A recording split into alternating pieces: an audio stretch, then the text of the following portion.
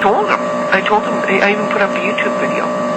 I followed where she was murdered and where we went, and I said it's either on Highway 18 on the left-hand side or just off of Highway 18 on the left-hand side.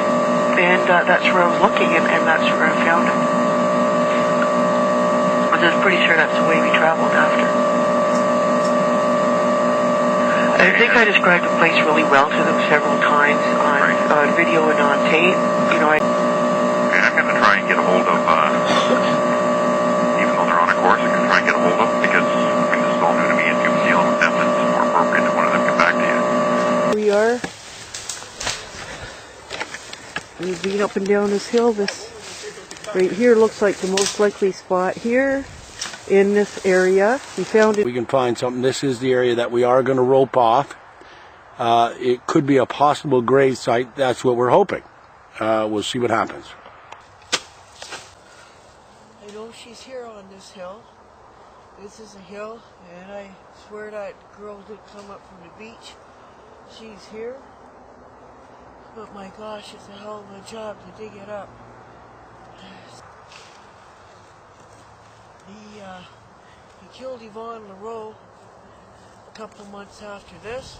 He went to kill me about a month after this. So there's her, this girl here, and then me, and Yvonne, who died on her way up here. She started fighting in a car, so he couldn't bring her here. I think this is where he was trying to take her, just like he did this girl. Please? I want them to come up and dig an area up for a body. Could you turn this on speakerphone, hon? No, I can't. Oh, yeah. On the old trail near Cedarhurst Quarries, it says no trespassing, all that stuff, Cedarhurst Quarries. We're beside it. Kathy, yeah. And there's two other young men here to helping me dig. Yvonne was 16. She died in 1972, and November 30th. I was supposed to die in October. This girl died somewhere in the summertime. And buried right here, and I know damn well I got the right spot. Can't miss us. There's no way anybody can come in here and miss us. Got a couple of tents set up, lean-tos, fires, whatever. I got the place marked, already started digging. I did good work today. No, we're camped here for tonight. Okay, but they can wait till tomorrow. They've talked to me enough. All this stuff is on tape from a long time ago. It's no big surprise to any of them. There were several newspaper articles written at that time, in November 2009. There's been a good deal of speculation and false information about the case over the years, much of it disseminated on the internet by one person. It's a complicated story and I can't really speak to it, but the person who she is saying did it is deceased. It is being investigated, she's being spoken to, said Randall. It's not up to us to go and correct that information, but it's being thoroughly investigated. There's another article from November 20th, 2009. This is a quote from Veronica Kay's father. But they did get a call from someone in the Orangeville area who thought her father had done it because she saw him murder someone else. But it turns out they wrote her off as just a nut. They did check her out and wrote her off as being not too stable. Of course, talking about me. Detective Clark, it's Kelvin Norris calling. How are you? I'm good. How are you? Very good. What's been going on? See, I'm really convinced that area I found, Cedarhurst Trail, section 1854, I'm pretty convinced that's where that girl's buried. Yeah, I got it marked very well. The police told me that you would not dig it up because you have to make sure that the area looked the same like that in 1972. They said because otherwise the whole area could have been changed, and I just think it's it. So I'm doing a lot of phoning around. I think that I will confirm that it wasn't like that in 1972. Now, how did you mark this location or whatever if I drove up there? It's roped off. There's a sign. There's a huge hole there. You can't miss it. Oh, where you were. Okay. It's right. Near the end. I drew pictures for you guys. And even on my pictures, I point out that the trail turns slightly to the left, and she's there just before the trail turns to the left. And that's exactly what I found. Like everything that I said should be there is there. Everything to a T. The height of the hills there. Everything. about Sunday. Yep, now, but they told me that you wouldn't be able to dig it up because the whole area is probably changed in 72. I am stating that that is exactly what I'm looking for, to a T, everything's exactly, and I claim that that area is not changed since 1972, and that's where she is. Okay, all right, let me make some inquiries. Homicide Clark. Hi, Detective Clark, it's Kathy Norris phoning. How are you? I'm good, how are you? Very good. See, if you had a chance to take a look at that area and compare it with the descriptions I gave and the picture that I gave? My partner's looking at it, he did some aerials, we looked at that, and one thing that you mentioned that we've got no record of, and that's another body being found at that location. Oh, that's what the cops told me when they came out to see me. Yeah, well, we've got nothing on that. Oh, I wonder why they thought that happened. I got no. What officer were you talking to? One of the ones that came out to speak to us. I don't know who he was, but he was the one who told me that a body being found there in 1975. Yeah, so just took through every record that we could possibly have from anything around that time frame or whatever. We don't have anything. But okay, we've cleared that. But my partners looked at aerials, and we've located the area where a quarry could be, and we're just going through that now. So, well, you're not going out there on the weekend? not this weekend. No, Okay. I can't go up this weekend, but I'll see how next weekend goes because I would love to try to dig it up. So, like where. You have those photographs you can send to me. No, I can't. It's in my camera, and my computer won't let me download anything. I take it in to get it fixed. Now, with the case with Yvonne, I think Detective Dyke told me that the walking stick handle I gave him, that did match up to the wounds on her head.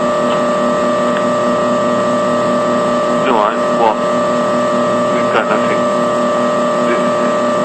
Like blunt force trauma, we don't have anything. It's not exact.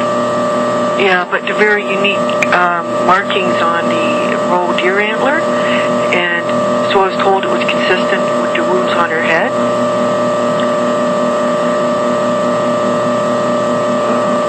I don't know about that.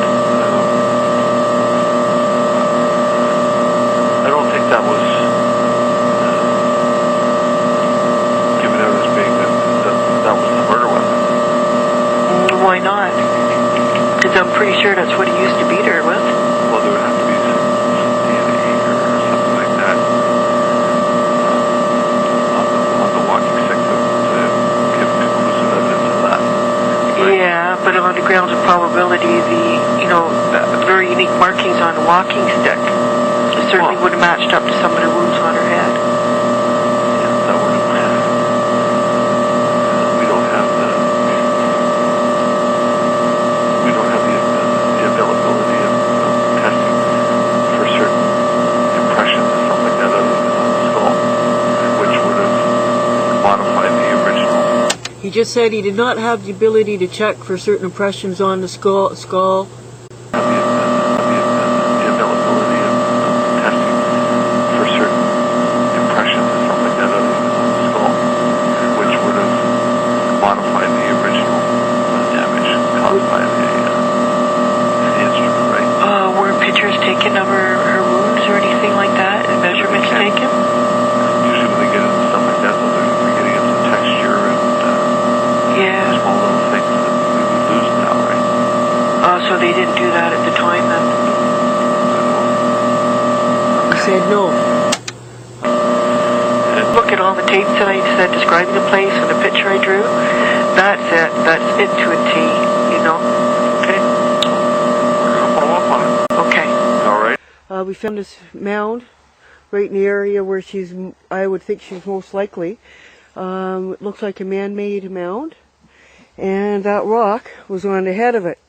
Good morning, Kathy. It's Tim Gore calling. It is 11:35 or thereabouts on Thursday morning. In regards to your question about digging, we've decided we're not going to do a dig at this point. What we're going to do at some point, we're in the process of trying to purchase a ground-penetrating radar. The officer in charge of our forensic archaeological recovery team suggests that it's not a good idea to go and start digging up anywhere because, number one, we get into evidence issues if something's found and they're not there to properly record it, things like that. And what we'd like to do at some point, and we're still in the process, I just actually went over to see if Brad was there, and he's not, is to find out at what point that we will get that machine, and then secondly, obviously, we'll have to make arrangements to meet with you at some point in the future to show us the spot or spots. And obviously, not in a day like today when it's with the wind chill minus 20, nobody wants to be out there in that period of time doing what we need to do to get the job done. So I will leave him an email, and if there's some period of time that you can make to come and show him, fine. If not, then we can leave it to the new year and we can make some arrangements to meet with you when it's convenient for you. We work Monday to Friday, 8 to 4. When you called the last time, we were both actually out of the office that week.